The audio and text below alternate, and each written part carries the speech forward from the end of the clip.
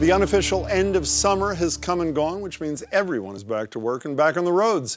Many commuters rely on navigational apps like Waze to help them find shortcuts, but as Adam Riley reports, that's causing a revolt on many residential streets. Turn left on Kinross Road. It's the voice that about 50 million American drivers now rely on to get them from point A to point B in the fastest way possible. In 1,000 feet, turn left on Warren Street. Waze and similar navigation apps often take frustrated commuters off congested main roads and try to find them a quicker route on side streets. People are always speeding, and most of the time they're not looking up, they're looking at their phones. Elizabeth Strauss sees people using her residential street in Dorchester to avoid a busy intersection. I have a 5-year-old with my husband. We live on the second floor here, so I'm always stressing when I walk with him. He's on the inside. It used to be that folks that knew the side streets had been taxi drivers or folks that had lived in the city for their whole life. State Rep Daniel Hunt represents Dorchester and parts of Quincy. He says traffic is one of the top complaints of his constituents. Folks are speeding at high rates of speed down small side streets, and the intersection of pedestrians and vehicles is never a good thing. Hunt sponsored a bill that just became law, which allows municipalities to reduce speed limits on side streets, and he hopes make them less attractive to drivers. While he stood on this street, car after car came around the corner to miss a red light just up the road. We're standing on this street, which is probably 200 yards long, and people speed down it at 35 and 40 miles an hour. That doesn't save a commuter any real time when you're stopping at 2 stop signs.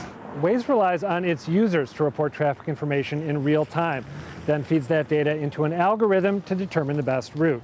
But here's the irony. More people reporting means better accuracy, but also more drivers using the exact same shortcuts. It does become a zero-sum game. Leave one road and everybody now goes over to the next road. That becomes congested. Cities and towns are increasingly employing tactics like turn restrictions and speed bumps.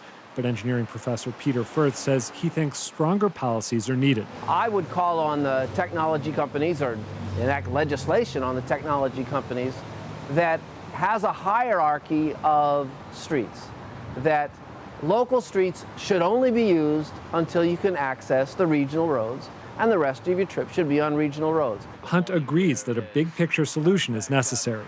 The Big Dig solved 1990s problems, but we knew at the time, or the state knew at the time, that the highway would be at capacity very early in the 2000s, and that's happened. Our MBTA is also at capacity. The Red Line is over capacity, so we need to have a complex and overarching view of transportation for the whole region. In the meantime, however, drivers will try to find a short-term solution from this lady. We are all set. Drive safely. Adam Riley joins me now. By the way, sadly, I've heard you did a very good job while I was on vacation, but I'll forgive you. Oh, thank you very much. I appreciate it. So did you talk to the company, Waze? Did you reach out to those guys? Yeah, the company says basically that public roads are just that. They are public, that people have always used shortcuts to get from point A to point B, and that when it comes to traffic congestion, they are a part of the solution. So they don't part of care. the problem. Right. Okay, I heard the term in the last Waze imposters. Yes. What is that? It's a trend. It's sweeping the country. So the idea is if you live on one of these streets that is now being overly trafficked by cars, you go out and you lie. You say, you get on Waze and you say there's an accident here, there's whatever, and you do it again and again and again so that people are dissuaded from going down your street because they're getting data in real time and they're being told don't go there.